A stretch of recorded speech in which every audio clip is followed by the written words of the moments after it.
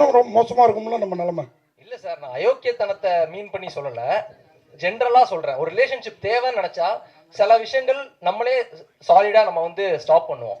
இந்த விஷயம் எனக்கு இவர் ஃப்ரெண்டாக வேணும்னு நினச்சேன்னா இவர்கிட்ட இருந்து சரி நான் அது என்ன சொல்கிறது, ரொம்ப அன்ஹார்ம்ஃபுல்லான திங்ஸ் சொல்கிறேன், இவருக்கு ஹார்ம் பண்ணுற மாதிரி ஒரு விஷயத்த சொல்லலை. அதை அவங்களுக்கே சொல்லனாலும் என்னைக்கே ஒரு நாள் தெரிஞ்சிடும் சார். எதையுமே பெருசாலாம் மறைக்க முடியாது. நம்ம வாழ்க்கையிலே அப்படிதான், சில விஷயம் தெரியணும்னா அது போய் தெரிஞ்சிடும். மறைச்செல்லாம் வாழ்ந்துட்டு இருக்க முடியாது. பட் அன்ஹார்ம்ஃபுல்லாக சில ரிலேஷன்ஷிப் வேணும்னு நினச்சோன்னா அதை சொல்ல மாட்டோம்.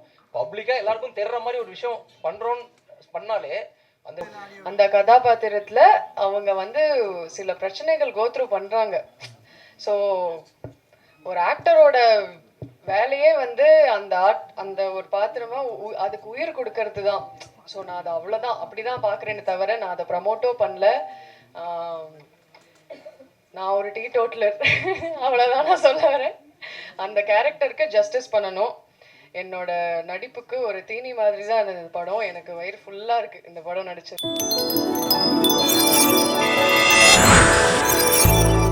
ஹலோ, வந்திருக்க ப்ரெஸ் அண்ட் மீடியா எல்லாருக்குமே ரொம்ப தேங்க்ஸ். ஆக்சுவலாக இது ஆக்சுவலாக ஒரு பெரிய ஆப்பர்ச்சுனிட்டி. இந்த மாதிரி ஒரு ஸ்டேஜ் கிடைக்கிறதே ரொம்ப பெரிய ஆப்பர்ச்சுனிட்டியாக நான் பார்க்குறேன். ஏன்னா இந்த வடபழனியில் வந்து பல ஆஃபீஸில் வந்து நான் ஃபோட்டோ கொடுத்து நடிக்க சான்ஸ் கிடைக்குமான்னு நான் தேடி இருக்கிறேன். ஸோ எனக்கு எப்போயாச்சும் இந்த மாதிரி ஒரு வருஷத்துக்கு ஒரு வாட்டி இப்படி கிடைக்கும்போது ரொம்ப சந்தோஷமாக இருக்கும். அதே டைமில் கொஞ்சம் பயமாகவும் இருக்கும். ஏன்னா ஒரு மாதிரி நடுங்கும் இல்லை என்ன பேசுகிறதுன்னு. ஸோ இருந்தாலும் அதெல்லாம் மறைச்சிட்டு ஒரு மாதிரி ஒரு கான்ஃபிடென்ட்டாக பேசணுன்னு வந்திருக்கேன். ஆக்சுவலாக நீங்கள் பார்த்தீங்கன்னா இந்த டீமே ரொம்ப ஒரு ஃப்ரெஷ்ஷான டீம். அவங்க ப்ரொடியூசர்ஸ் எல்லாருமே பேசும்போதே தெரிஞ்சு யாருமே ஒரு யூஸ்வலாக பேசுகிற மாதிரி இல்லை. எல்லாருமே ஒரு ஒரு மாதிரி ஒரு ஜென்ரிக்காக ஒரு யூஸ்வலாக படத்தில் பேசாத மாதிரி இந்த படம் நல்லா வந்திருக்கு அந்த மாதிரி பேசியிருக்காங்க. ஸோ நானும் அதே தான் சொல்கிறேன். இந்த படம் பார்த்திங்கன்னா ஒரு ரிலேஷன்ஷிப் த்ரில்லர். இந்த ரிலேஷன்ஷிப்பில் யூஸ்வலாக வந்து நம்ம காமெடி பார்த்துருப்போம், இல்லை இன்டென்ஸாக இப்போ அர்ஜுன் ரெட்டி, இப்போ சேது, இந்த மாதிரி படங்கள்லாம் பார்த்துருப்போம், இன்டென்ஸான மூவிஸ். பட் இது வந்து ஒரு த்ரில்லர்.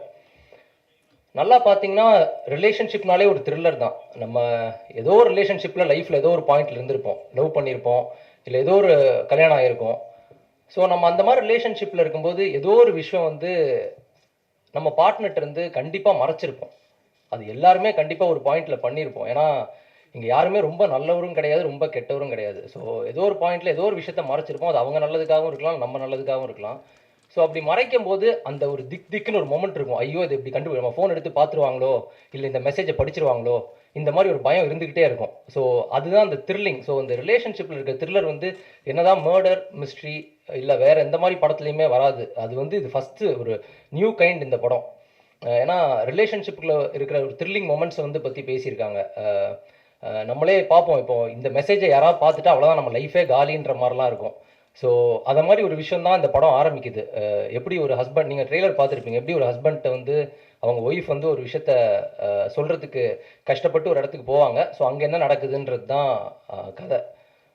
ஸோ இதெல்லாம் தாண்டி இந்த படம் நிறைய விஷயங்கள் பற்றி ஆக்சுவலாக பேசுது. ஆக்சுவலாக நம்ம எந்த ரிலேஷன்ஷிப்னாலும் எடுத்துக்கிட்டிங்கன்னா யாரையுமே நம்ம ஹோல்ட் பண்ணி வைக்க முடியாது. இப்போ ஃபார் எக்ஸாம்பிள் இப்போ நம்ம நியூஸ் அண்ட் மீடியா எடுத்தால் இப்போ ஓப்பன் பண்ணால் எல்லாருக்குமே தெரியும் டிவோர்ஸ் இல்லை ஏதோ ஒரு பிரச்சனை தான் வருது கண்டிப்பாக. இப்போ எந்த ரிலேஷன்ஷிப்லேயுமே யாரையுமே பிடிச்சலாம் வச்சுட்டு இருக்க முடியாது. ஸோ நம்ம வந்து ஒருத்தங்கள்கிட்ட ஒரு விஷயம் மறைக்கிறோம்னாலே அவங்க நம்மளுக்கு தேவைன்னு தான் அர்த்தம். ஏன்னா அதனால தான் நம்ம வந்து ஒரு பயத்தில் இவங்க நம்மளை விட்டு போயிடக்கூடாதுன்றதுனால தான் மறைக்கிறோம். அப்படி அவங்க நம்மளுக்கு தேவையே இல்லைன்னு நினச்சோன்னா ஓப்பனாக பண்ணிவிடுவோம்.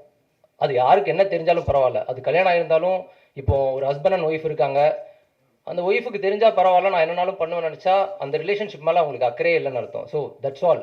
இது எனக்கு தேவையில்லை அப்படின்னு நினச்சா தான் அவங்க எதையும் மறைக்க மாட்டாங்க. பட் ஏதோ ஒன்று வந்து நான் வந்து ஹோல்ட் பண்ணுறேன், என் பாஸ்ட்டில் உள்ளதோ இல்லை ப்ரெசென்ட்டில் உள்ளதையோ ஹோல்ட் பண்ணுறேன்னு நினச்சாங்கன்னா அந்த ரிலேஷன்ஷிப்போட முக்கியத்துவம் வந்து அவங்களுக்கு ரொம்ப தேவை. பட் இதை நான் ஜஸ்டிஃபை பண்ண விரும்பலை. அப்படி மறைக்கிறது தப்பு தான். பட் எவ்வளோ ஹானஸ்ட்டாக இருந்தால் அது அவங்களுக்கு எவ்வளோ ஹர்ட் ஆகும் அந்த ரிலேஷன்ஷிப்பில். நம்ம ஏதோ ஒரு தப்பு பண்ணியிருப்போம். ஸோ அது எல்லாத்தையும் தாண்டி அதை வந்து எப்படியாச்சும் நம்ம எடுத்துகிட்டு போகணும்னு நினைக்கும் போது இந்த தப்பெல்லாம் மறைச்சி ஒரு விஷயத்தில் வந்து நம்ம நிற்கிறோம். அது வந்து நிறையா டைம் பேக் ஃபயரும் ஆகும். ஸோ அது நம்ம ஒன்றும் பண்ண முடியாது. இப்போ நம்ம நிறைய பார்க்குறோம். அதுவும் இப்போ எஸ்பெஷலாக இப்போ இந்த சினிமா இந்த ஃபீல்டில் எடுத்துக்கிட்டிங்கன்னா நிறையா டிவோர்ஸ், நிறையா ப்ராப்ளம்ஸ் வருது. ஒரு சைடு கல்யாணம் அந்த விஷயங்கள் பார்த்தா இன்னொரு சைடு வந்து அந்த பிரச்சனைகள் வந்து அதிகமாக இருக்குது.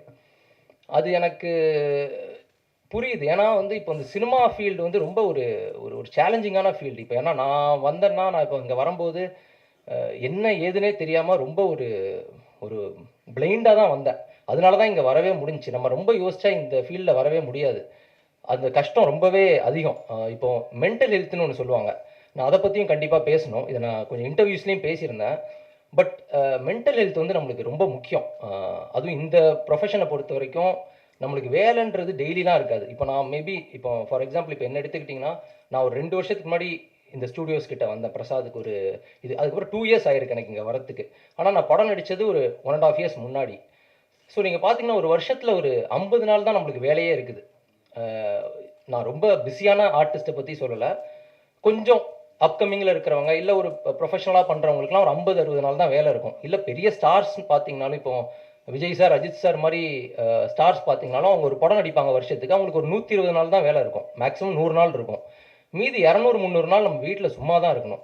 அந்த 300 நாள் நம்மளோட மென்டல் ஹெல்த்த ரொம்ப கவனமா பார்த்துக்கணும். ஏன்னா, அந்த மென்டல் ஹெல்த்த வந்து நம்ம மிஸ் பண்ணிட்டோம்னா, நம்ம ஃபேமிலி, நம்ம ரிலேஷன்ஷிப் எல்லாமே ரொம்ப அஃபெக்ட் ஆகுது. அந்த மென்டல் ஹெல்த்னால. ஏன்னா, நம்மளுக்கு வந்து இங்க பல பிரச்சனை இருக்கும். காசு வராது. 9 to 5 ஜாப் மாரி இது கிடையாது சினிமா. ஸோ இது எல்லாத்தையுமே நம்ம கவனிச்சு, ஒரு ஃபேமிலிய ரன் பண்ணி போறதுன்றது ரொம்ப கஷ்டம். இது எல்லாருக்குமே இங்க நடக்கிறது தான். ஸோ அந்த கஷ்டத்தையும் தாண்டி இங்க நம்ம நிலைச்சிருக்கணும்னா, நம்ம கொஞ்சம் அந்த மென்டல் ஹெல்த்த வந்து நம்ம நம்ம அந்த 60 நாளுக்கு வேலை பண்றத நோக்கி ஓடிக்கிட்டே இருப்போம். அந்த 300 நாள்.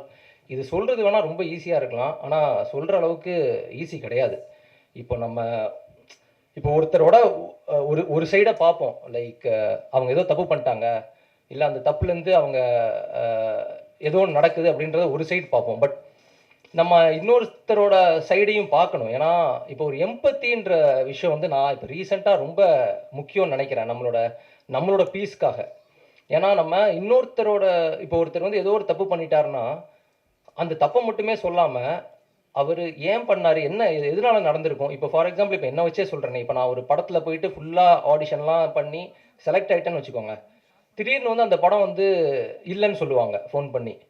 எனக்கு பயங்கரமா கோவம் வரும். நான் என்னோட பிசிக்கல் ஹெல்த்தையும், மென்டல் ஹெல்த்தையும் கெடுத்துக்கிற அளவுக்கு ஏதாச்சும் ஒரு வேலை போய் பண்ணுவேன். ஏன்னா, அத என்னால ஹேண்டில் பண்ண முடியாது. இப்ப நான் போயிட்டு ஏதாச்சு எங்கேயாச்சும் போவேன், டிராவல் பண்ணுவேன். அத வந்து என்னோட ஃபேமிலி மெம்பர்ஸால ஹேண்டில் பண்ண முடியாது. ஸோ, அந்த டைம்ல வந்து நம்ம அவங்கள பத்தி யோசிச்சோம்னா, ஐயோ! இது இவங்க வேணும்னே சொல்லியிருக்க மாட்டாங்க. அவங்களுக்கு புரொடக்ஷன் சைட்லேருந்து ஏதாச்சும் ஒரு இஷ்யூஸா இருந்திருக்கும். இல்ல நம்மளோட பெட்டரா இருந்திருப்பாங்க. இந்த மாரி நம்ம பீஸ்க்காக நம்ம இதெல்லாம் யோசிச்சோம்னா, நம்மளோட மென்டல் ஹெல்த்தும் சரியா இருக்கும். இன்னொன்னு அவங்களையும் நம்ம ரொம்ப தப்பான ஒரு மோட்டிவ்ல பார்க்க மாட்டோம். ஸோ இந்த எம்பத்தி நம்ம எல்லாருக்குமே கொஞ்சம் தேவைப்படுது. லைக் இப்போ இப்போ நம்ம டக்கு டக்குன்னு கை நீட்டி சொல்லிடுறோம். இவன் தப்பு, அவன் தப்பு. இவரோட அ இவரோட ஃபேமிலி சரியில்ல, அவரோட ஃபேமிலி சரியில்ல, இவரு சரியா பார்த்துக்கல, அவங்க சரி பட் அதெல்லாம் தாண்டி கொஞ்சம் அவங்க மத்தவங்களோட ஒரு சைடையும் பார்த்து நம்ம கொஞ்சம் புரிஞ்சு நடந்தோம்னா நல்லாயிருக்கும். ஏன்னா, இது எனக்கு பர்சனலா எனக்கு ரொம்ப பீஸ் வந்து குடுத்துருக்குது. இந்த மாரி ஒரு விஷயத்த பார்க்கறதுனால. அ அதெல்லாம் தாண்டி இப்ப நான் படத்த பத்தி பேசும்போது, ஆக்சுவலா அந்த ரிலேஷன்ஷிப் தான் இந்த படமே. இன்னைக்கு ரிலேஷன்ஷிப்ன்றது ரொம்ப இன்டென்ஸா போயிட்டு இருக்குது. நம்ம ஓவரால் பெர்சனல் லைஃப்லயும் சரி, மீடியாலயும் சரி, எல்லா இடத்துலயுமே இந்த ரிலேஷன்ஷிப் விஷயம் வந்து ரொம்ப இன்டென்ஸா இருக்கு. நம்ம அத பத்தி ஒரு வீடியோ போட்டாவோ, இல்ல வந்து ரிலேஷன்ஷிப் பத்தி பேசினாவோ, நெறைய ஒரு ஒரு ஒரு ட்ராக்ஷன் வருது. இந்த படத்துல என்னோட கேரக்டர் பார்த்தீங்கன்னா, ஒரு எக்ஸ் பாய் ஃப்ரெண்டா வரேன். இது வந்து ஒரு இன்ட்ரஸ்டிங்கான கேரக்டர். பட் ரியல் லைஃப்ல இந்த மாரி எக்ஸ் எல்லார் லைஃப்லயுமே இருந்திருக்கும். இப்போ நீங்க ஏதோ ஒரு ரிலேஷன்ஷிப்ல இருந்தீங்கன்னா, உங்களுக்கு எக்ஸ் பாய் ஃப்ரெண்டோ, எக்ஸ் கேர்ள் ஃப்ரெண்டோ இருந்திருப்பாங்க. அது பிரச்சனையே கிடையாது. அதுல எந்த தப்புமே கிடையாது. அப்படி இருக்கிறது ரொம்ப நல்லது தான். ஒரு ரிலேஷன்ஷிப்ல இருந்து நம்ம முன்னேறி அடுத்த இதுக்கு போறோம்னு. பட் எங்க அந்த பிரச்சனை ஆரம்பிக்குதுன்னா, இப்போ ஃபார் எக்ஸாம்பிள் நம்ம இப்போ ஒரு கரண்ட் ரிலேஷன்ஷிப்ல இருப்போம். அப்போ வந்து 2 பேருக்குள்ள ஏதோ ஒரு சண்டை நடக்கும். அந்த சண்டை நடக்கும்போது, ஒரு கம்பேரிசன் ஒரு ஃபேக்டர் வருது. எப்படின்னா, "ஏய் அங்க இருக்கும்போது நான் எப்படி இருந்தேன்? அவன் என்ன எப்படி பார்த்துக்கிட்டான்?" இப்படின்றத அந்த எக்ஸ் பாய் ஃப்ரெண்டோ, எக்ஸ் கேர்ள் ஃப்ரெண்ட பத்தியோ சொல்லும்போது, அந்த கரண்ட்டா இருக்கிறவங்களுக்கு மைண்ட் வந்து உடைஞ்சிரும். ஏன்னா, என்னைக்குமே அந்த கம்பேரிசன் வந்து நம்ம பண்ணவே கூடாது. அப்படி அங்க இருக்கும்போது அப்படி இருந்தா அது எக்ஸே கிடையாது. அத விட்டுட்டு போயிடணும். அதனால தான் இங்க பல பிரச்சனைகள் வருதுன்னு நெனைக்கிறேன். ஏன்னா, இது எனக்கும் பர்சனலா நடந்திருக்குது. நம்மளால அத ஹேண்டில் பண்ண முடியாது. ஏன்னா, நான் தான் இருக்கிறேனே. அப்புறம் எதுக்கு அந்த எக்ஸ பத்தி அப்ப அவன் கூடயே போய் இருக்க வேண்டியது தானே! அப்படின்ற மாரி ஒரு ஒரு ஒரு கோவமும் வரும். ஒரு இதுவும் வரும். இந்த கம்பேரிசன் ஏன் சொல்கிறேன்னா, இந்த கம்பேரிசன் ஒன்று மற்றவங்களை அஃபெக்ட் பண்ணும், இல்லை நம்மளை அஃபெக்ட் பண்ணிப்போம். இப்போ ஃபார் எக்ஸாம்பிள் இப்போ நம்ம நிறைய சோஷியல் மீடியாவில் டைம் ஸ்பெண்ட் பண்ணுறோம். இப்போ எப்படி பார்த்தாலுமே ஒருத்தர் பெட்டராக தான் இருப்பாங்க. இன்றைக்கி நீங்கள் சோஷியல் மீடியா இன்ஸ்டாகிராம் எடுத்திங்கன்னா, இப்போது நான் ஒரு ப்ரொஃபைல் பார்க்குறேன்னா கண்டிப்பாக என்னோட இன்னொரு ப்ரொஃபைல் ரொம்ப பெட்டராக இருக்கும். இதை நான் மென்டல் ஹெல்த்தோடு சொல்கிறேன். இப்போ நம்ம வந்து ஒரு நாளைக்கு ஒரு 5 hours 6 hours சோஷியல் மீடியாவில் டைம் ஸ்பெண்ட் பண்ணுறோம். ஸோ இப்போ நம்ம இன்ஸ்டாகிராம் இல்லை ட்விட்டர் பார்த்தோம்னா ஒருத்தருக்கு திடீர்னு ஒரு ஃபாலோயிங் வரும், ஒருத்தருக்கு திடீர்னு ஒரு பயங்கர போஸ்ட் வரும், ஒருத்தர் திடீர்னு ஒரு பெரிய ஸ்டார் ஆவார். அது தப்பே கிடையாது. மக்களுக்கு யாரை எப்போ பிடிக்கும்னு சுத்தமாக தெரியாது. அவங்களுக்கு எப்போ பிடிச்சாலுமே நம்ம ஏற்றுக்கணும். ஸோ இந்த கம்பேர் பண்ணி நான் அவனோட பெட்டராக தானே இருக்கிறேன், எனக்கு ஏன் வரமாட்டேங்குது, இல்லை அவன்லாம் ஒரு ஆளா, அவன் எதுக்கு இவ்வளோ பெரிய ஆளாகிறான், இப்படி யோசிச்சுட்டே இருந்தோம்னா நம்மளையும் கெடுத்துப்போம், கூட இருக்கவங்களையும் கெடுத்துப்போம் அந்த ஒரு கோவத்தில். ஸோ இது எல்லாத்தையுமே ஏன் எனக்கு பேசணும்னு தோணுச்சுன்னா, இந்த சுச்சுவேஷன்லாம் நானும் இருந்திருக்கிறேன். நானும் இப்படி யோசிச்சிருக்கிறேன். என்னோட லைஃப்பும் இந்த மாதிரி விஷயத்தில் வந்து கொஞ்சம் அஃபெக்ட் ஆகிருக்குது. அப்புறம் யோசித்தேன், இதெல்லாம் எதுக்கு நம்ம இவ்வளோ யோசிக்கிறோம்? நம்மளோட தட்டில் இருக்கிற சோறை யாருமே சாப்பிட முடியாது. அதே மாதிரி இன்னொருத்தன் தட்டில் கொஞ்சம் அதிகமாக இருந்துச்சுன்னா அவன் சாப்பிட்டு போகிறான். நம்ம கெப்பாசிட்டி இவ்வளோ தான், இது சாப்பிட்டா போதுன்ற மாதிரி ஒரு ஜோனில் தான் இப்போ வந்தாச்சு. ஸோ இது எல்லாமே இந்த படத்தில் வந்து ரிலேட் பண்ணி பேசுகிற மாதிரி இருக்குது. ஏன்னா இந்த படம் வந்து ரிலேஷன்ஷிப், மென்டல் ஹெல்த், ஸோ எல்லாத்த பற்றியுமே பேசுது. இதுக்கு பெருசாக ஒரு சொல்யூஷன்லாம் நம்ம கொடுக்கல, இது இப்படி இருந்தால் நல்லாயிருக்கும் அப்படின்னு தான். பட் எல்லாத்தையும் ஒரு ஹியூமனைஸ் பண்ணணும். இப்போ 2 பேருக்கு கல்யாணம் ஆயிடுச்சு, கல்யாணம் ஆகி ஒரு 2வது நாளில் வந்து எனக்கு இந்த புருஷனை பிடிக்கல, இல்லை இந்த ஒய்ஃபை பிடிக்கலன்னா இது என்ன கல்யாணத்துக்கு முன்னாடியே யோசிச்சிருக்கலாமே, என்ன இப்போ வந்து சொல்கிறேன்னு கேட்குறது ஈஸி. பட் அதை கேட்குறதையும் கொஞ்சம் நம்ம காது கொடுத்து கேட்டோம்னா பெட்டர். ஏன்னா கல்யாணத்துக்கு முன்னாடி யோசிக்கிறாங்களோ இப்போ யோசிக்கிறாங்களோ அவங்களுக்கு தோணி இருக்குதுல்ல, அது அட்லீஸ்ட் சொல்கிறாங்களே. சில பேர் சொல்லாமல் கொள்ளாமல் போய் ஏதோ பண்ணுறாங்க. பட் அந்த சொல்கிறத வந்து கொஞ்சம் காது கொடுத்து கேளுங்க அப்படின்றது தான் இந்த படத்தில் ஒரு மெயின் இது. ஏன்னா இந்த டாபிக் நம்ம இது வரைக்கும் பேசினதே இல்லை. எல்லாருமே வந்து ஒரு மாதிரி ஒரு ஜட்ஜ்மெண்ட்டுக்குள்ளே போயிடுவோம். ஆமாம் இதெல்லாம் தெரிஞ்சுட்டு அப்புறம் கல்யாணம் பண்ணியா அப்படின்ற மாதிரி போயிடும். தெரிஞ்சாலும் ஓகே, ஏதோ ஒரு மொமெண்ட்டில் அவங்களுக்கு வந்து அது செட் ஆகலை, இல்லை பிடிக்கல, சரி யோசி கேளு. அவனை கல்யாணத்துக்கு முன்னாடி தெரில, இப்போ அவன் பெரிய சைக்கோவாக இருக்கிறான், என்ன பண்ணுறது? ஸோ அந்த சைக்கோ கூடயே வாழ முடியுமா? இப்போ ஃபார் எக்ஸாம்பிள் நான் வந்து சின்ன வயசில் ஒரு அப்பார்ட்மெண்ட்டில் இருந்தேன். எங்கள் பக்கத்து வீட்டில் வந்து ஒரு சண்டை டெய்லி நடக்கும். நான் வந்து ஒரு 1st ஸ்டாண்டர்ட்லேருந்து 10th ஸ்டாண்டர்ட் படிக்கிற வரைக்கும் பாத்திரம்லாம் உடையும், ஃபுல்லாக வந்து அடிச்சுட்டு அந்த ஒய்ஃப் போட்டு இது பண்ணுவாங்க. நான் யோசிப்பேன், டெய்லி என்னடா இப்படி நடக்குது, எப்படா இந்த மனுஷன் இவங்களோட இவ்வளோ நாள் இருக்கிறானே அப்படின்ற மாதிரி யோசிப்பேன். பட் இன்னைக்கு தேதிக்கு இதெல்லாம் கொஞ்சம் கம்மியாக இருக்குது. ஏன்னா இப்போ ஒரு ஹஸ்பண்டோ ஒய்ஃபோ கொஞ்சம் செட் ஆகலைன்னா சொல்லிட்டு பிரிஞ்சிடுறாங்க. அந்த விதத்தில் நம்ம ரொம்பவே மாறி இருக்கோம்.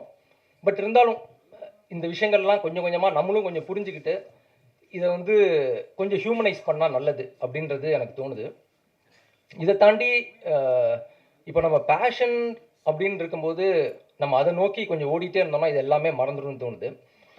இதை நான் நிறைய ஆக்டர்ஸோட ஒர்க் பண்ணியிருக்கேன். இப்போ நான் விஜய் சாரோட மாஸ்டர் பண்ணியிருக்கேன், அப்புறம் அஜித் சாரோட துணிவு பண்ணியிருக்கேன்.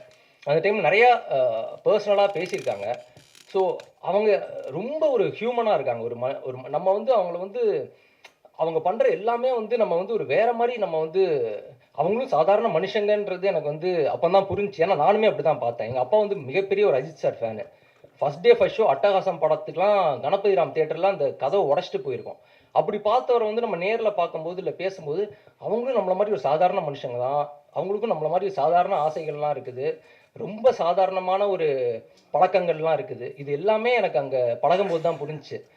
ஸோ இது ஸ்டார்ஸ்ன்றதுனால அவங்க ரொம்ப இவங்க எப்படா இதெல்லாம் பண்ணுறாங்கன்ற மாதிரி இல்லாமல் இவங்களும் மனுஷங்க, அவங்களுக்கும் நல்லதும் இருக்கும் கெட்ட சைடும் இருக்கும். So they are also humans. அந்த ஒரு ஜோன் வந்து எனக்கு புரிஞ்சிச்சு. ஸோ இது எனக்கு என்ன ஏன்னு தெரில, இப்போ சொல்லணும்னு தோணுச்சு. இப்போ நிறையா மீடியா இதெல்லாம் பார்க்கும்போது எனக்கு ரொம்ப பேசணும்னு தோணுச்சு. ஸோ இந்த படமும் அதை பற்றி பேசுது. ஸோ ஹோப்ஃபுல்லி இந்த படம் வந்து இந்த டைமுக்கு ரொம்ப ஒரு நல்ல படமாக இருக்கும், எல்லாருக்குமே ரொம்ப பிடிக்கும். இந்த ரிலேஷன்ஷிப் த்ரில்லர்ன்றது ஒரு புது ஜானராக இருக்கும். ப்ளஸ் டேரக்டர் சொல்ல வந்த கருத்து வந்து ரொம்ப ஜென்யூனாக இருக்கும். ஸோ கண்டிப்பாக எல்லாருமே போய் பாருங்கள். நல்லா இருந்துச்சுன்னா கண்டிப்பாக அப்ரிஷியேட் பண்ணுங்கள். உங்கள் சப்போர்ட் கண்டிப்பாக தேவை. ஃபஸ்ட்லேருந்தே எனக்கு நிறைய சப்போர்ட் பண்ணியிருக்கீங்க. நான் சின்ன சின்ன படங்கள் பண்ணி ஷார்ட் ஃபிலிம்ஸ்லாம் பண்ணி வந்ததுலேருந்தே ரொம்ப சப்போர்ட் பண்ணியிருக்கீங்க. இந்த படத்துலையும் உங்கள் சப்போர்ட் தேவை. இதை அப்படியே இக்னோர் பண்ணிடாமல் ஒரு ரிவ்யூஸ்லாம் இருந்தால் கண்டிப்பாக ரிவ்யூஸ் போடுங்க. வியூஸ் வருதுன்றதுக்காக இல்லை அதுக்காக நம்ம, ஏன்னா நானே பார்ப்பேன் நிறைய படத்துக்கு ரிவ்யூஸே வரமாட்டேங்குது. ஸோ கொஞ்சம் ரிவ்யூஸ் இருந்தால் போடுங்க, நல்லதோ கெட்டதோ போடுங்க. அந்த டிஸ்கஷன்ஸ் வந்துச்சுன்னா பெட்டராக இருக்கும். இப்போ நான் பேசினதாக இருக்கட்டும், இல்லை இந்த படத்தில் பேசின கருத்தாக இருக்கட்டும், அது உங்களுக்கு தப்பாக இருக்கலாம், இன்னொருத்தருக்கு ரைட்டாக இருக்கலாம். ஸோ பட் அந்த டிஸ்கஷன் ரொம்ப முக்கியம்னு நினைக்கிறேன். ஸோ அதை பற்றி அட்லீஸ்ட் பேசவா செய்யலாம். ஏன்னா இன்னைக்கு நாளைக்கு இந்த மாதிரி ப்ரொடியூசர்ஸ்லாம் வரணும்னா இந்த மாதிரி கொஞ்சம் அட்லீஸ்ட் இந்த படம் காசு எடுக்குது இல்லை அதெல்லாம் தாண்டி கொஞ்சம் பேசுகிறாங்க அப்படின்னா கொஞ்சம் சந்தோஷமாக இருக்கும். கண்டிப்பாக நல்ல படம், ப்ராஃபிட்டபுளாக தான் இருக்கும். பட் இருந்தாலும் அட்லீஸ்ட் ஒரு இக்னோர் பண்ணிடாமல் ஒரு ஒரு ஒரு பேச்சாச்சு இருக்கலாம்னு எனக்கு தோணுது. ஸோ ஹோப்ஃபுல்லி இந்த படம் எல்லாருக்குமே ஒரு பெரிய பிகினிங்காக இருக்கும். என் கூட நடித்தவங்க நிவேதா, அதுல் எல்லாருமே ஒரு நல்ல ஆக்டர்ஸ். அவங்களுக்குமே ஒரு பெரிய ஆப்பர்ச்சுனிட்டி. நாசர் சாரோட நடித்தது நான் ரொம்ப ரொம்ப பெருமையாக நினைக்கிறேன். ப்ளஸ் லக்ஷ்மி பிரியா, கீதா மேம் எல்லாருமே ரொம்ப ரொம்ப கோஆப்ரேட்டிவாக பண்ணாங்க. Thank you so much. அடுத்து சீக்கிரமே இன்னொரு படத்தோட உங்களை வந்து சந்திக்கிறேன். தேங்க்யூ. வாவ், என் ஸ்பீச் எல்லாம் மறந்துட்டேன் அவர் பேசுனதை கேட்டு. இங்கே வந்திருக்கிற ப்ரெஸ் அண்ட் மீடியா எல்லாருக்கும் ரொம்ப நன்றி. நிஜமாலே ரொம்ப எமோஷ்னலாக இருக்குது இன்னைக்கு இந்த ஸ்டேஜில் நிற்கிறது. ஹோ பட்டர்ஃப்ளை, கேப்டன் மில்லர் படம் முடித்ததுக்கப்புறம் ஃபிசிக்கலாக எமோஷ்னலாக ரொம்ப டிஃபிகல்ட்டான ஒரு ஃபிலிம். ஆல்மோஸ்ட் ஒரு வருஷம் அந்த படத்துக்காக போட்ட உழைப்பு எல்லாமே நிறைய லேர்னிங் இருந்தது. பட் நான் எதிர்பார்த்த அளவுக்கு ஐ ஃபெல்ட் லைக் எனக்கு வந்து என்னோட விஷ் வந்து கிராண்ட் ஆகலன்னு தோணுச்சு அந்த டைமில். ஸோ அப்போது I was going through a phase. Maybe this profession is not for me. Maybe நம்ம வேறு ஏதாவது பண்ணலாமே லைஃப்பில், வை ஆர் வி வேஸ்டிங் டைம்ன்ற மாதிரி ஒரு டிப்ரெஸிங்கான ஒரு ஃபேஸ் தான் அது. So let's take a break அப்படின்னு யோசிக்கும் போது தான் Vijay sir reached out to me. அப்போ தான் ஹோ பட்டர்ஃப்ளை என் லைஃப்பில் வந்தது. One of the best narration இது வரைக்கும் நான் கேட்டதுலேயே. ரொம்ப அருமையான ஒரு நரேஷன். ரொம்ப கஷ்டம் அந்த நரேஷன் சொல்கிறதுக்கே, ஆனால் அவ்வளோ அழகாக அந்த நரேஷன் சொன்னார். அண்ட் அவ்வளோ ஒரு டீப்பான ஒரு கேரக்டர். நான் என் லைஃப்பில் அந்த டைமில் இருந்த சுச்சுவேஷனும் இந்த கேரக்டர் எனக்கு வந்த டைமிங்கும் பயங்கரமாக அலைன் ஆச்சு. ஓகே இந்த படம் பண்ணலாம் அப்படின்னு சொல்லிட்டு ரிஹர்சல்ஸ் நிறைய நிறைய rehearsals and all we had. அதுக்கப்புறம் ஷூட்டுக்கு போகலாம் அப்படின்ட்டு ஃப்ளைட் ஏறி எல்லாரும் கிளம்பி செட்டுக்கு போனாங்க. அன்னைக்கு ஈவினிங் நான் ஃப்ளைட் ஏறுறதுக்கு முன்னாடி I went through a major surgery. அந்த டைமில் வந்து again to I have to really do திஸ்ன்ற மாதிரி ஒரு கொஷின். பட் அந்த டைமில் எத்தனையோ ஸ்டார்ஸ் இருக்காங்க, இன்னமும் நம்ம இண்டஸ்ட்ரியில் வந்து காம்ப்ளெக்ஷன் பற்றி பேசிட்டு தான் இருக்காங்க, டஸ்கி டோன் பற்றி பேசுகிறாங்க. இன்னும் நிறைய படங்களில் வந்து நிறைய ஹைரார்கி இருக்குது. அது எதுவுமே கிடையாது இந்த டீமில். அதுதான் என்னோட மோஸ்ட் ஃபேவரட். பட் நான் ஏன் இதை சொல்ல வந்தேன்னா, அந்த டைமில் அவங்க எவ்வளவோ பெரிய ஸ்டார்ஸ் செலக்ட் பண்ணி அவங்கள வந்து ஷூட் போயிருக்கலாம். பட் எனக்காக வெயிட் பண்ணி அந்த டேட்ஸை வந்து புஷ் பண்ணி நீங்கள் வாங்க அப்படின்னு சொல்லி, அப்போ ஹாஸ்பிட்டலில் தே டோல் மீ 2 months ஆச்சு I need to take rest. But இவங்க எனக்காக பண்ணனால 10 நாள் I went back to set. But அதுக்கு நான் என்றைக்குமே கிரேட்ஃபுல்லாக இருப்பேன். To all the producers, to my director. It's a lot to do for someone like that who's new to this industry. And படம் இது ரொம்ப புது ஜான்ரா. இந்த மாதிரி ரெஃபரன்சஸே இல்லை இந்த படத்துக்கு. இந்த படம் ஒரு ரெஃபரன்ஸாக அமையணுன்றது தான் வந்து என்னோட விஷ் ஆக்சுவலி. அவ்வளோ ஒரு பியூட்டிஃபுல்லான ஒரு ஃபிலிம் இந்த படம். த்ரில்லர் அதெல்லாம் தாண்டி நிறைய டீப்பான விஷயங்கள் இருக்குது இதில். சோஷியல் மெசேஜ் எதுவுமே கிடையாது. பட் இந்த படம் ஒரு ஹியூமன் எமோஷன்ஸ் பற்றி, நம்ம எல்லாரும் லைஃப்பில் கோ த்ரூ பண்ணுற நிறைய emotions like guilt, regret, broken heart, இது எல்லாத்தையும் பற்றி அந்த படத்தில் வந்து பேசியிருக்கோம். ஒரு பியூட்டிஃபுல்லான ஒரு ஹீலிங் ஜேர்னி இருக்கும் இதில். எவ்வளோதான் வந்து டெரரைசிங்காவோ ஹாரராகவோ த்ரில்லர் மாதிரி இருந்தாலும் படம் முடிஞ்சு நீங்கள் எல்லாம் வெளியில் வரும்போது மனசார ஒரு ஸ்மைலோடு வருவீங்கன்னு நான் நம்புகிறேன். அந்த மாதிரி ஒரு மேஜிக் இருக்குது இந்த படத்தில் டெஃபினட்டாக. Speaking about Athul, Sibi, amazing actors. I found 2 amazing friends. It was such a pleasure working with both of them. Atul வந்து ஒரு ஃபினாமினல் பர்ஃபார்மர் ஆக்சுவலாக. அவர் ஒரு சின்ன ரோல் வந்து ஆக்சுவலி கேப்டன் மில்லர்லேயே பண்ணியிருந்தார். But it didn't come out. But இந்த படத்தில் வந்து அவர் என் கூட நடிக்க வரும்போது நாங்கள் நிறைய ரிஹர்சல்ஸ்லாம் பண்ணும்போது தான் தெரிஞ்சது அவருக்குள்ளே எவ்வளோ ஒரு டெப்த் இருக்குது. and what a long journey he's had in this profession. It's not that easy in the profession to be, creating a known space for you. So all the best, Atul. Do well. And Sibi, very, very sorted guy. I wish you all the best, Sibi. You have a lot, நிறைய அவருக்கு he has a lot of good intention. நிறைய பேருக்கு நிறைய விஷயங்கள் பண்ணணுன்ற ஒரு ஆசை இருக்கு. அவருக்குன்னு ஒரு பொசிஷன் இந்த இண்டஸ்ட்ரியில் வந்து வின் பண்ணணும்னு ஒரு ஆசை இருக்கு. I hope all of that happens to you. All the very best. And Vijay, எவ்வளோ சொன்னாலும் நன்றிகள் பத்தவே பத்தாது. நான் என்றைக்குமே அவர்கிட்ட என்ன சொல்வேன்னா, சினிமா உங்களை வந்து கெடுத்துடக்கூடாது, என்றைக்குமே இதே மாதிரி இருங்க. இந்த மாதிரி டைரக்டர்ஸ் ரொம்ப ரேராக அமைவாங்க லைஃப்பில். ஆக்சுவலி இந்த படம் செட்டுக்கு போகும்போது எனக்கு ஒரு ஃபிலிம் செட் மாதிரியே இல்லை. எத்தனையோ படங்கள் பண்ணியாச்சு. ஆக்சுவலி இப்போது 10 இயர்ஸ் ஆகுது. ரொம்ப சூஸ் பண்ணியிருக்கேன். 10 இயர்ஸில் இது ஒரு என்னோட 10th ப்ராஜெக்ட். பட் இந்த செட்டுக்கு போகும்போது ஃபிலிம் செட் மாதிரியே இல்லை. ஒரு என்னோட பியர்ஸோட, என்னோட ஃப்ரெண்ட்ஸோட ஒரு க்ரியேட்டிவ் கொலாபரேஷன் மாதிரி இருந்தது. எந்த ஒரு வித்தியாசம் கிடையாது. இவங்க பெரிய ஆக்டர், சின்ன ஆக்டர் கிடையாது. ஏடிஸ்லேருந்து டெக்னீஷியன்ஸ்லேருந்து எல்லாருமே சரிசமமாக இருந்து க்ரியேட் பண்ணோம். அது அவ்வளோ ஒரு நல்ல எக்ஸ்பீரியன்ஸாக இருந்தது. ஆக்சுவலி இந்த மாதிரி நிறைய பேரோட எனக்கு ஒர்க் பண்ணணும் திருப்பி ஆசை, அந்த ஹோப் வந்து இந்த படம் மூலிமா எனக்கு வந்திருக்கு. ஸோ எல்லாருக்கும் ரொம்ப நன்றி. சமீப காலமாக நிறைய சின்ன படங்களுக்கு உங்களோட எழுத்துனாலையும் உங்களோட வார்த்தைகள்னாலையும் அதுக்கு ஒரு பயங்கரமான ஒரு அங்கீகாரம் கொடுத்துருக்கீங்க. அதே மாதிரி இந்த படத்துக்கும் நீங்கள் வந்து சப்போர்ட் பண்ணுவீங்க, நீங்கள் வந்து உங்கள் வேர்ட்ஸ் ஸ்ப்ரெட் பண்ணுவீங்க நான் நம்புகிறேன். So thank you so much. Also Vizag, இவர் வந்து இன்னும் கொஞ்ச நாளில் 100% ஒரு பெரிய இடத்துல இருப்பார். அவ்வளோ பியூட்டிஃபுல்லாக இருக்குது அவரோட மியூசிக், அவ்வளோ சோல்ஃபுல்லாக இருக்குது. இந்த படத்துலேயே என்னோட ரொம்ப ஃபேவரெட்னா அந்த பட்டர்ஃப்ளை தீம் தான். அது கேட்கும்போது ஏதோ அந்த மனசு சம்திங் ஹேப்பன்ஸ், அந்த ஒரு மேஜிக் இருக்குது அந்த தீமில். So amazing Vaisakh. நான் இப்போ தான் வந்து எல்லா பாட்டும் கேட்டேன். So yeah, so thank you so much. Thanks to everybody. I hope all of you love the film. March 6 தியேட்டரில் வருது. தியேட்டரில் போய் எல்லாரும் பாருங்கள். தியேட்டருக்காகவே பண்ண படம் இது. சிங் சவுண்டில் பண்ணியிருக்கோம். நீங்களும் அந்த ரூம்லேயே இருந்து எக்ஸ்பீரியன்ஸ் பண்ணணுன்றதுக்காகவே சிங் சவுண்டில் நிறைய எஃபோர்ட் போட்டு பண்ணியிருக்கோம். I hope all of you love it. Thank you. எல்லாரும் அவங்களோட ஸ்டைலில் வந்து பேசி எனக்கு கொஞ்சம் எனர்ஜி கொடுத்துருக்காங்கன்னு தான் சொல்லணும். Thank you for that. நான் வந்து சினிமாவுக்கு வந்து ஒரு 7-8 வருஷம் ஆச்சு.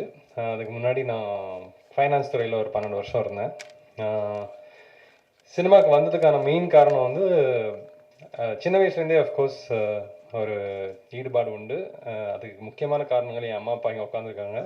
அவங்க 2 பேருமே பயங்கர தீவிரமான சினிமா பக்தர்கள். அதுலேருந்து வந்த ஒரு விஷயம். ஸோ ஃபைனான்ஸ்லேருந்து நான் வெளியில் வந்தபோது எனக்கு சினிமா வந்து ஏதாவது தனித்துவமாக பண்ணணும், பிரத்யேகமாக நான் மட்டுமே பண்ண முடிகிற மாதிரி விஷயங்கள் பண்ணணும் அப்படின்னு சொல்லிட்டு தான் நான் இங்கே வந்தேன். அதுதான் என்னோடய ஆசையாக இருந்தது. ஸோ அதை பண்ணுறதுக்கான அவகாசம் தான் இந்த 7-8 வருஷம் ஆயிடுச்சு. இப்போது இந்த படம் ஒரு 3 வருஷமாக நாங்கள் இப்போது பண்ணி இப்போது திரைக்கு வரப்போகுது. இந்த கதையை வந்து ஃபஸ்ட் நான் வந்து ஒரு 2019-20 எழுதிட்டு அதுக்கப்புறம் சரியாக வராமல் 2023 வந்து என்னோடய கோரைட்டர் ஹரீஷ் அவரும் இருக்கார். அவரோட சேர்ந்து நாங்கள் முடிச்சுட்டு அதை வந்து மவுண்ட் பண்ண ட்ரை பண்ணோம். ப்ரொடியூசர்ஸ் தேடி அலைஞ்சோம், ஆக்டர்ஸ் தேடி அலைஞ்சோம். ஒரு விஷயம் அப்போ ரொம்ப கிளியராக புரிஞ்சுது. இது வந்து நாங்கள் எடுக்க ட்ரை பண்ணுற இந்த படம் வந்து ஒரு சாதாரணமாக எல்லாருக்கும் புரிகிற மாதிரி ஒரு ஏற்கனவே இருக்கிற பேட்டர்னில் இல்லை அப்படின்ற ஒரு விஷயம் புரிஞ்சுது. இது வந்து தட் வாஸ் த மெயின், அது என்ன சொல்கிறது, அட்ராக்ஷன். இந்த படம் பண்ணுறதுக்கான அட்ராக்ஷனாகவும் இருந்தது, பண்ணுறதுக்கான பெரிய அப்டக்கலாகவும் அதே தான் இருந்தது. ஸோ அதை பண்ணுறதுக்கான இந்த சூழல் எப்படி இருக்குது அப்படின்னு சொன்னால், இப்போ ப்ரொடக்ஷன் ஹவுசஸ் இருக்காங்க, எஸ்டாப்ளிஷ் ப்ரொடக்ஷன் ஹவுசஸ் இருக்காங்க. அவங்கக்கிட்ட போயிட்டு இந்த படம் மாதிரி இது அப்படின்னு சொல்லும்போது தான் வந்து உங்களுக்கு ஆக்சுவலி வந்து அவங்களால ஒரு ரெஃபரன்ஸ் புரிஞ்சுக்க முடியுது. அப்போ தான் அவங்களுக்கு அந்த கான்ஃபிடன்ஸ் வருது. அந்த மாதிரி இந்த கதை இல்லாத போது நாங்களே ப்ரொடியூசர்ஸ் ஆக வேண்டியதாக போயிடுச்சு. இதுதான் வந்து ஸோ யூனிக்கான ஒரு ஐடியா எடுத்துகிட்டு வரணும்னா நீங்களாக ஒரு ப்ரொடியூசர் ஆனால் தான் ஒரே வழின்றது தான் நாங்கள் வந்து பல வருஷங்கள் இதை ட்ரை பண்ணி இதை எடுத்துகிட்டு வர ட்ரை பண்ணி நாங்கள் கற்றுக்கிட்ட ஒரே விஷயம். ஆனால் அது வந்து அவ்வளோ ஈஸியாக அமையலை. ஸோ இதுக்கு பல காரணிகள் இருந்தாங்க. அதில் வந்து ஒரு 2-3 பேர் நான் முக்கியமாக குறிப்பிடணும். ஃபஸ்ட்டு வந்து ஆதர்ஷ் இங்கே இல்லை.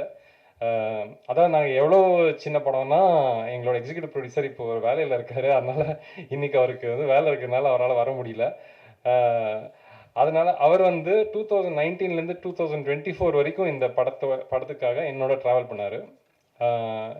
ட்ராவல் பண்ணாருன்னு சொன்னேன். ஏன்னா வந்து எங்களால் சம்பளம்லாம் கொடுக்க முடியல. ஆனால் அவர் தான் வந்து மீட்டிங் செட் பண்ணுறதுலேருந்து இந்த படத்தை எப்படி பிச் பண்ணலாம், இந்த படத்துக்கு என்ன பட்ஜெட் ஆகும், அதை வந்து பிரேக் டவுன் பண்ணி ஓகே இதில் சேவ் பண்ணலாம், இதில் இன்வெஸ்ட் பண்ணலாம் அப்படின்னு டிசைட் பண்ணுற அளவுக்கு எல்லாம் ஃபுல்லி இன்வால்வ்டாக இருந்தார்.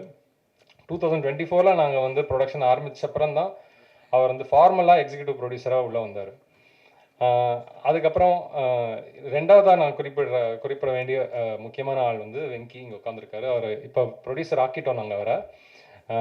அவர் வந்து ஃபஸ்ட்டு நண்பராக இருந்தார். அப்போ நான் போய் சொன்னேன் கதையை. அப்போ வந்து நீங்கள் எடுக்கும்போது சொல்லு, நான் கொஞ்சம் காசு போடுறேன் படத்தில் அப்படின்னு சொன்னார். அப்புறம் நாங்கள் வந்து நான் சொன்ன மாதிரி மற்ற ப்ரொடக்ஷன் ஹவுஸ்லாம் போய் ட்ரை பண்ணோம், அது அமையலை. அப்போ அவரே வந்து அவர் சொன்னதில் ஆக்சுவலி தப்பு, நான் அவரை ப்ரொடியூசர் ஆக்கலை, அவரே தான் வந்து என்னன்னாலும் பார்த்துக்கலாம் வா நம்மளே பண்ணிவிடுவோம் அப்படின்னு ஒரு தைரியம் கொடுத்தாரு. ஆக்சுவலி எனக்கு அப்போவும் வந்து ரொம்ப பயமாக இருந்துச்சு. அப்போ வந்து சரி இவர் சொல்கிறாரேன்னு சொல்லிட்டு எவ்வளோ முடியுமோ இந்த கதையை பற்றி காசு இருக்கிறவங்க கிட்ட பேசுவோம், இன்ட்ரெஸ்ட் இருந்தால் வரட்டும் அப்படின்ற ஒரு ஓப்பன் அப்ரோச் எடுத்துக்கிட்டோம்.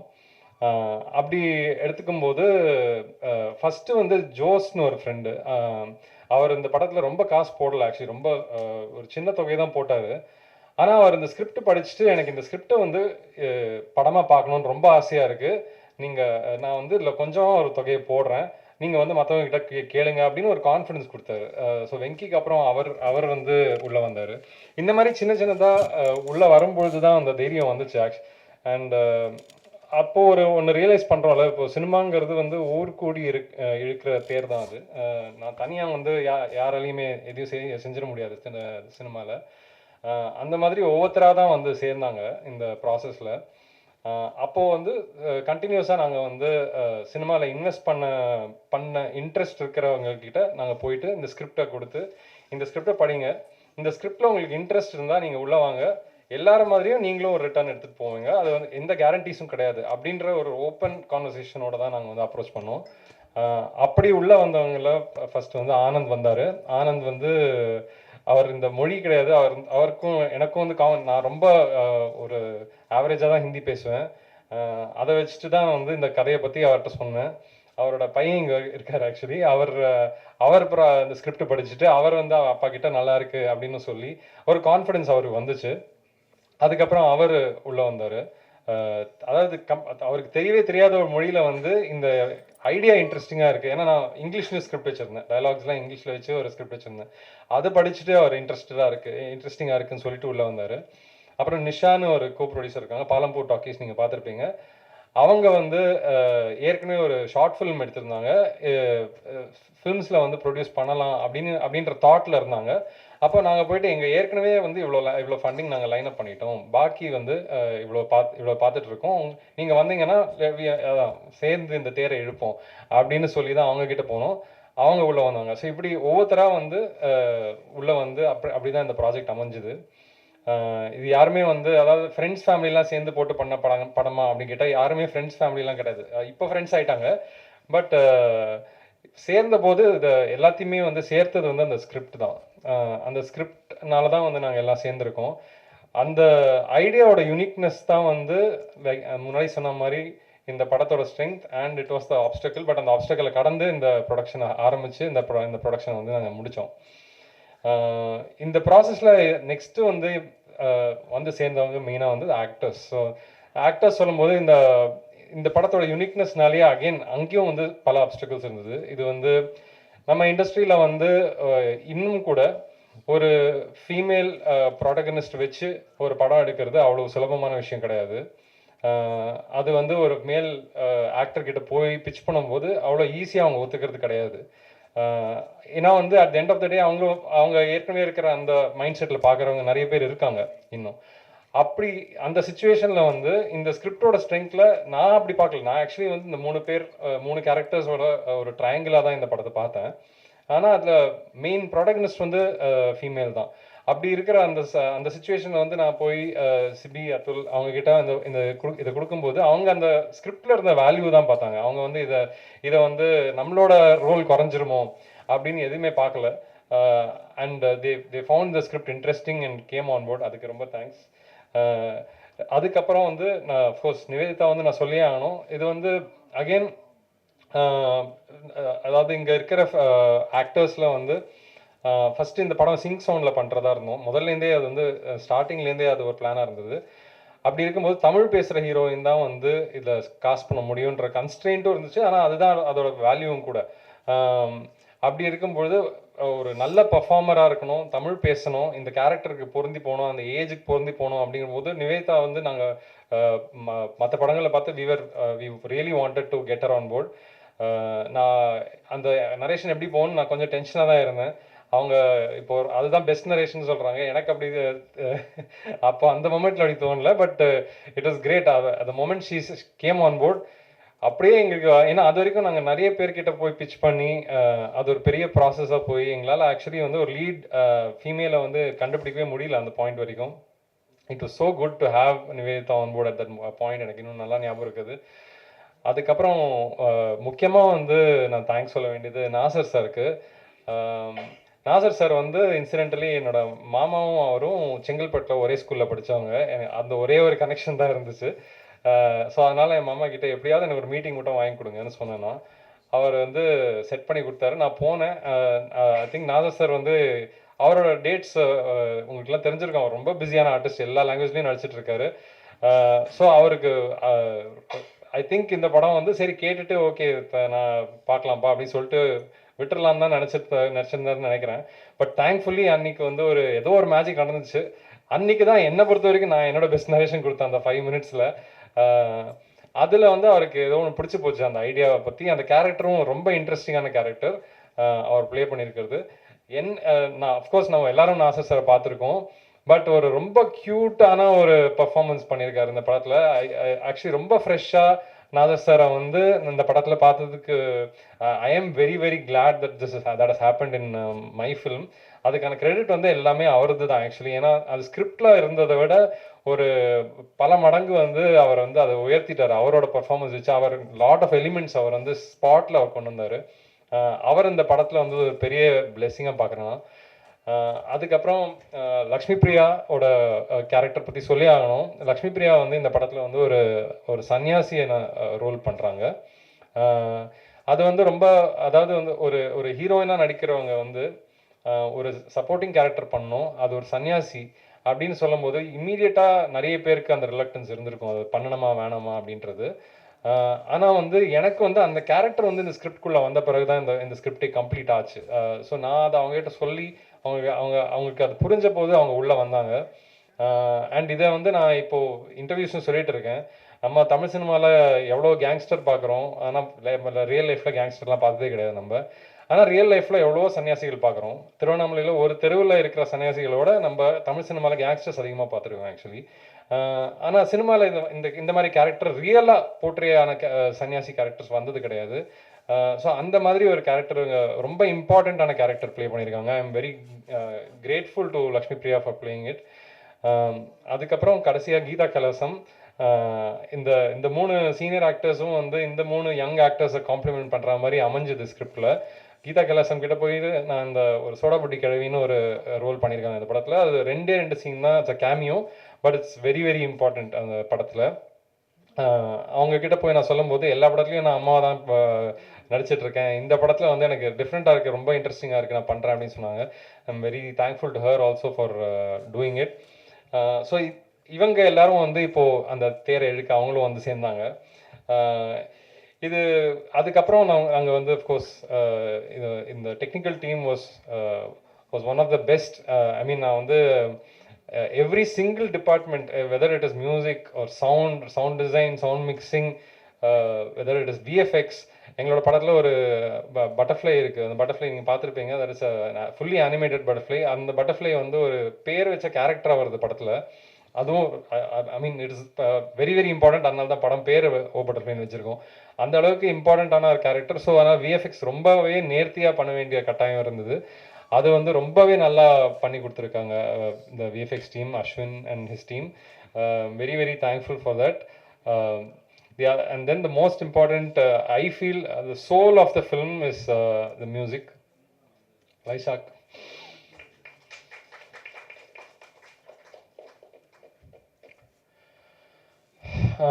இந்த மாதிரி ஒரு த்ரில்லர் ஃபில்ம் வந்து யூஸ்வலாக மியூசிக்கலாக இருக்காது. I think that is one of the most differentiating things இந்த படத்தை பற்றி. It's actually a musical thriller. இதை வந்து நாங்கள் சொல்லலை பெருசாக. நேற்றுக்கு சின்ன விதமாக ஒரு ஆல்பம் ரிலீஸ் இருந்தது. But I think it's one of the most distinctive sound tracks. Tamil சினிமாவில் ஒரு கிளட்டர் பிரேக்கிங்கான சவுண்ட் ட்ராக்காக இருக்கும்னு நான் நம்புகிறேன். ஒரு ஃபியூ இயர்ஸ் லேட்டரும் இந்த சவுண்ட் ட்ராக் பற்றி பேசுவாங்கன்ற நம்பிக்கை எனக்கு இருக்குது. ஸோ அவரோட பர்ஃபார்மன்ஸ் வந்து is in my words I think it's the soul of the film. So இப்படி வந்து இந்த படம் வந்து கம்ப்ளீட் ஆகி இப்போ வந்திருக்கு. இப்போது இந்த தேரை வந்து ஆடியன்ஸ் கிட்ட எடுத்துகிட்டு போகிறதுக்கான கடைசி ஆட்களாக நீங்கள் வந்திருக்கீங்க. தமிழ் சினிமாவோட ஆடியன்ஸ் வந்து என்னை பொறுத்த வரைக்கும் இந்தியாவோட மெயின் ஸ்ட்ரீம் ஆடியன்ஸோட பெஸ்ட் ஆடியன்ஸ் வந்து தமிழில் தான் இருக்காங்கன்னு நான் சொல்லுவேன். ஏன்னா இப்போ இங்கே எடுக்கிற சின்ன படங்கள், இங்கே எடுக்கிற யூனிக்கான அட்டெம்ப்ட்ஸ் வந்து மற்ற அதாவது பெரிய இண்டஸ்ட்ரீஸில், தெலுங்குவாக இருக்கட்டும், ஹிந்தியாக இருக்கட்டும், ஹாலிவுட்டாக இருக்கட்டும், அங்கெல்லாம் வந்து they will be classified as independent films. இங்கே அதே படங்கள் வந்து மெயின் ஸ்ட்ரீமாக பார்க்கப்படுது. அந்த டிஃப்ரென்ஸ் வந்து it's because of our audience. And அந்த ஒரு பெரிய நம்பிக்கையில் தான் இந்த படத்தை எடுத்திருக்கோம். ஆக்சுவலி நாங்கள் அந்த ஆடியன்ஸ் கிட்ட வந்து இதை கொண்டு போய் சேர்க்குற அந்த கடைசி ஆட்களாக வந்து இப்போது ப்ரெஸ் அண்ட் மீடியா ரொம்ப இம்பார்ட்டண்டான ரோல் ப்ளே பண்ணுறீங்க நீங்கள். இது ஒரு ரொம்ப யூனிக்கான அட்டெம்ப்ட். அதை எந்த விதத்துலையும் நான் சொல்ல தயங்க மாட்டேன். ஏன்னா அதை செய்ய தான் நான் இந்த இண்டஸ்ட்ரிக்குள்ளே வந்தேன். அதை வந்து நாங்கள் ஆஸ் அ டீம் நாங்கள் பண்ணியிருக்கோம்னு நினைக்கிறேன். மார்ச் 6ஆம் தேதி படம் வருது. இதை தியேட்டரில் பார்த்து சப்போர்ட் பண்ணுங்கள். Thank you so much. சார், இப்போ மீடியா நமக்கு எதுக்கு கூப்பிட்றோன்னா, என்ன குவாலிட்டி, சரிங்களா, அவங்க அதை பற்றி தான் எழுதுவாங்க, என்னென்ன சீன்ஸ் இருக்குது அதை பற்றி தான் பேசுவாங்க, சரிங்களா. ஆனால் இந்த ஸ்க்ரீனில் பார்க்கும்போது குவாலிட்டி கம்மியாக இருக்குது. டிஏ பண்ணிங்களா, பண்ணலையா, ஏன் வந்து டிஏ போட்டு பண்ணல? இப்போது இங்கே பார்த்த இதுவா? இல்லை டிஏலாம் பண்ணி தான் இருக்குது. ஆனால் வந்து எங்களுக்கு வந்து ஐ திங்க் எம்ஓவி ஃபைல் ஃபார்மேட்டிங்கில் தான் பிரச்சனை. அது வந்து final quality will be much better. மீடியாவுக்கு போட்டு காட்டுறீங்க, அது காட்டும் போது நம்ம கொஞ்சம் சரியாக காட்டினா தானே வந்து எல்லாரும் எழுதுவாங்க சரியா. இதுதான் வந்து நாங்கள் ஆக்சுவலி ஃபைனல் ஃபைல் தான் அது. பட் ஏன் இது சரியாக ப்ளே ஆகலன்னு தெரியல எனக்கும். நான் பார்க்கும்போதே லேக் இருந்துச்சு. அதுக்கப்புறம் வந்து ப்ராசஸிங்கும் போயிட்டு பஃபர் ஆகிட்டுற மாதிரி இருந்துச்சு. அது வந்து இங்கே சிஸ்டம் ப்ராப்ளமாக கூட இருக்கலாம். பட் ஃபைனல் குவாலிட்டி அப்படி கிடையாது. சரி, அப்புறம் வந்து எப்பவுமே வந்து இங்கிலீஷ் படத்தில் தான் வந்து last final dialogue, final touch எல்லாம் வச்சு ஒரு விஷயம் பண்ணுவாங்க. ஆனால் வந்து நீங்கள் ட்ரைலர்லேயே வந்து மேடம் வந்து ஹீரோயின் சொல்கிற விஷயம் வந்து எப்படி நீங்கள் ரிவீல் பண்ணுவீங்க, எப்படி மக்கள், தமிழ்நாட்டு மக்கள் அதை ஏற்றுப்பாங்க? அது ரிவீல் இல்லை, அதுதான் ஆக்சுவலி கதையே. ஸோ அந்த டைலாக் நீங்கள் பார்க்குறீங்கள, அது வந்து படத்தோட ஃபஸ்ட்டு 10 நிமிஷத்துலேயே வந்துடும். அதனால் அது ரிவீல் கிடையாது. அதுதான் வந்து அங்கே தான் கதை தொடங்குது. இல்லை, லாஸ்ட் சீனே வந்து கதை தருங்கிற மாதிரி வச்சுருக்கீங்களா? நீங்கள் இதில் பார்த்த லாஸ்ட் சீன் தான் வந்து கதை தொடங்குற இடம் படத்தில். சிவி சார், நீங்கள் சார் சோஷியல் மீடியாவில் வந்து பேசுகிற விஷயம் வேறு, சரிங்களா. நீங்கள் படத்தில் விஷயம் கண்டென்ட்டை வந்து உள்ளே கொண்டு வரீங்க. நீங்கள் விஜய் சார் கூட வரும் படம் பண்ணியிருக்கீங்க. திடீர்னு வந்து என்ன சொல்கிறீங்க, சைக்கோன்றீங்க. அப்புறம் வந்து சூர்யா சார் கூடவும் விஜய் சார் கூட நான் வந்து பழகியிருக்கேன், அவங்க வந்து நார்மலான மனுஷங்கன்றீங்க. என்ன சொல்ல வரீங்க, என்ன கண்டென்ட் சொல்ல வந்தீங்க, சரியா புரியல. இல்லை, சைக்கோன்னு புரியல. சைக்கோன்னு நீங்கள் வந்து ஸ்டேஜில் வந்து அவரு சொல்ல பேசும்போது சைக்கோ பாட்லாம் இருக்காங்க அப்படின்னு சொன்னீங்க. படத்தில் சொல்கிறீங்களா? நீங்கள் தான் சொன்னீங்க ஸ்டேஜில். இல்லை, நீங்கள் இந்த ரிலேஷன்ஷிப் பற்றி பேசுகிறத பற்றி சொல்கிறீங்களா? நீங்கள் எப்படி வேணால் வச்சுக்கலாம், நீங்கள் சொன்னீங்க, அதுக்காக தான். ஆக்சுவலாக இந்த படமே வந்து ரொம்ப ரிலேஷன்ஷிப் பேஸ்ட் படம் தான். இந்த படம் நாங்கள் 3 பேர் தான் மெயினாக, ஹஸ்பண்ட் அண்ட் ஒய்ஃப், நான் எக்ஸ் பாய் ஃப்ரெண்ட். ஸோ ஆக்சுவலாக இப்போ ரிலேஷன்ஷிப்பை வந்து நம்ம யூஸ்வலாக படங்களில் நிறைய விதமாக பார்த்துருப்போம். காமெடியாக பார்த்துருப்போம், இல்லை இன்டென்ஸாக பார்த்துருப்போம், ஒரு த்ரில்லராக பார்த்தது இல்லை. ஆனால் ரியலாக நம்ம லைஃப்பில் உள்ள எல்லா ரிலேஷன்ஷிப்புமே ஒரு த்ரில்லர் தான். திக்குன்னு இருக்கும். இப்போ கல்யாணம் ஆனவங்களுக்கு வேறு மாதிரி இருக்கும், பாய் ஃப்ரெண்ட் கேர்ள் ஃப்ரெண்டுக்கு வேறு மாதிரி. இப்போ லவ் டுடே பார்த்துருப்பீங்க, அதில் ஒரு ஃபோன் எடுத்து பார்த்ததுனால எவ்வளோ பிரச்சனை, அதுதான் இன்றைக்கி நடக்குது. ஒரு ஃபோன் எடுத்து பார்த்துட்டாலே அங்கே உங்களுக்கு ப்ராப்ளம்ஸ்லாம் இருக்குது. ஸோ இதுதான் இந்த படத்தோட இதே. லைக் எப்படி இவங்க வந்து ஒரு விஷயத்த அவங்க ஹஸ்பண்ட்டை சொல்ல முடியாமல் தவிக்கிறாங்க, தப்பான இடத்துல நான் வந்துடுறேன். ஸோ வந்தால் எப்படி இருக்கும், இதுதான் கதையோட இது. ஸோ நான் அதை தாண்டி இப்போ விஜய் சார் அஜித் சார் கூட பழகிருக்கேன்னு சொன்னது ரொம்ப பாசிட்டிவ் வேல சொன்னேன். நான் அவங்களோட ரொம்ப டைம் ஸ்பெண்ட் பண்ணியிருக்கேன், அதுவும் அஜித் சாரோட ரொம்ப பண்ணியிருக்கேன். அவர் நிறைய விஷயங்கள் எனக்கு சொல்லியிருக்கிறாரு. ரொம்ப நானுமே எல்லாரும் மாதிரி பார்த்த ஆட்கள். ஏன்னா நான் எங்கள் அப்பா வந்து நான் சேலம்லேருந்து வந்தேன், எல்லா படமும் ஃபர்ஸ்ட் டே ஃபர்ஸ்ட் ஷோ போவோம். ரொம்ப வெறித்தனமான ஃபேன் எங்கள் அப்பா. எங்கள் அப்பா இத்தனைக்கும் ஒரு டாக்டர் சைக்காட்ரிஸ்ட். அவர் இப்படி ஒரு கண்ணாடி உடச்சிட்டு போகிற ஒரு ஃபேனாக நானே பார்த்து அதிர்ச்சி ஆயிருக்கேன். பட் அவரோட பழகும்போது ரொம்ப சராசரியான ஒரு எனக்கு அந்த ஃபர்ஸ்ட் நாளே எனக்கு அந்த அவ்வளோ தூரம் ஒரு ஈக்குவலாக ஒரு ட்ரீட் பண்ணார். ஏன்னா நம்ம வந்து ஸ்டார்ஸ் அப்படி பார்க்குறோம்ல. ஸோ அதெல்லாம் இல்லை, நானுமே ஒரு சராசரியான எனக்கும் எல்லா அதை சொன்னார் அவரே, எனக்கும் எல்லா விதமான நல்லதும் இருக்குது கெட்டதும் இருக்குது, ஸோ அதை அக்செப்ட் பண்ணிக்கணும் அப்படின்ற மாதிரி. ஸோ அதை நான் வந்து சொல்லணும்னு நினச்சேன், அவ்வளோதான், வேறு எதுவும் இல்லை. சோஷியல் மீடியாவில் வந்து வர விஷயம்லாம் வந்து ஒரு ஆக்டர் பேசினா பெருசாக பேசும் பொருளாகும். ஏன்னா நீங்கள் அவர் கூட நடிச்சிருக்கீங்க, சரிங்களா? நீங்கள் வந்து எந்த ஸ்டாண்ட் எடுப்பீங்க? ஏன்னா வந்து பார்த்தீங்கன்னா சோஷியல் மீடியா இருந்த உடனே பார்த்தீங்கன்னாவே அவர் சில பேர் திட்டுறாங்க, சில பேர் வந்து அவர் கூட வந்து சப்போர்ட் பண்ணுறாங்க. சரி, நீங்கள் வந்து அவர் ஒரு நடிகராக ஒரு நல்ல மனிதராக பார்க்குறீங்க, அவரோட ஸ்டாண்டு ஓகேவா? யாரை பற்றி? விஜய் சாரை பற்றி. அதை பற்றி தான் நம்ம வந்து ரொம்ப நேரம் நீங்கள் பேசுனீங்க. சோஷியல் மீடியாவில் வந்து இது மாதிரிலாம் நடக்குதுன்னு சொல்லியிருந்தீங்க, அதுக்காக தான் கேட்குறேன். இல்லை, அவரோட ஸ்டாண்டு பற்றி எனக்கு தெரியாது. பட் எனக்கு என்னோட ஸ்டாண்ட் பற்றி பார்த்தீங்கன்னா என்னை வந்து அவங்க பேசணுன்னே அவசியம் கிடையாது என்கிட்டலாம். ஏன்னா நான் ரொம்ப சின்ன ஆக்டர், நான் வந்து அவங்களோட எக்ஸ்பீரியன்ஸ் தான் என்னோட வயசே. ஸோ அப்படி இருக்கும்போது என்ன ஒரு ஈக்குவலாக ட்ரீட் பண்ணி ஒரு சேர் போட்டு உட்கார வச்சாலே நான்லாம் இப்படி ஆகிடுவேன். அதை தாண்டி இப்போ அஜித் சார்லாம் எங்கள் அப்பாவை கூப்பிட்டு ஒரு 1.5 மணி நேரம் பேசினார் தனியாக. அவருக்கு அது அவசியமே கிடையாது. அவரை வந்து எவ்வளோ பெரிய ஆட்கள் பார்க்கணுன்னு வெயிட் பண்ணுறாங்கன்றது எனக்கு தெரியும். பட் ஒரு இன்சிடெண்ட்டில் கூப்பிட்டு அப்பாவை கூப்பிடு அம்மாவை கூப்பிடுன்னு சொல்லி 1 hour கிட்ட என்கிட்ட பேசினார். ஸோ எனக்கு அதெல்லாம் எனக்கு ரொம்ப பெரிய விஷயமா இருந்துச்சு, இதெல்லாம் பண்ணுறாங்க அப்படின்னு சொல்லி. ஸோ அந்த இதுதான் நான் சொன்னேன். சார் நீங்கள் பேசுகிறப்ப சொன்னீங்க, சிவி சந்திரன் சார் சொல்லுங்கள் சார். நீங்கள் பேசுகிறப்ப சொன்னீங்க, அதாவது இந்த ரிலேஷன்ஷிப்பில் கொஞ்சம் மறைக்கிறது நல்லது அப்படின்னு சொல்லிட்டு.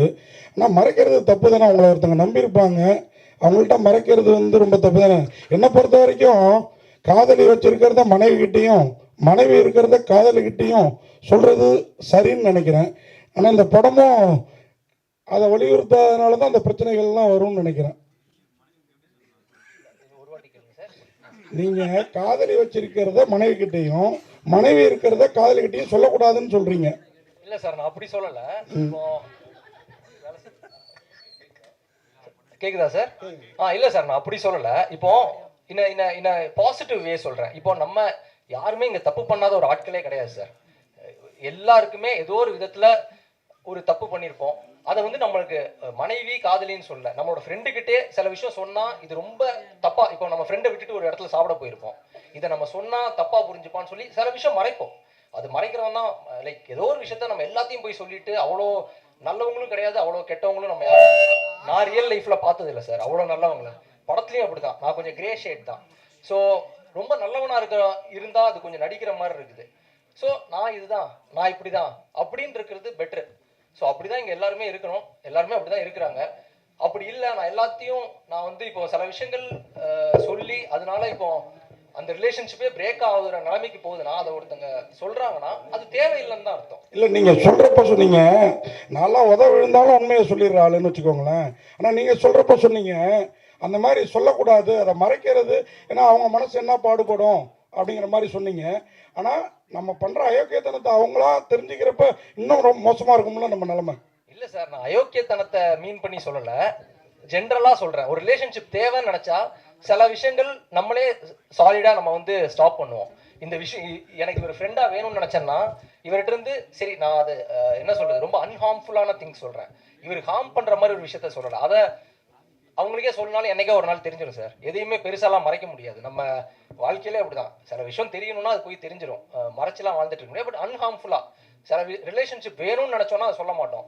பப்ளிக்காக எல்லாருக்கும் தெரிற மாதிரி ஒரு விஷயம் பண்ணுறோன்னு பண்ணாலே அந்த ரிலேஷன்ஷிப் தேவை இல்லைன்னு தான் இருக்கும்.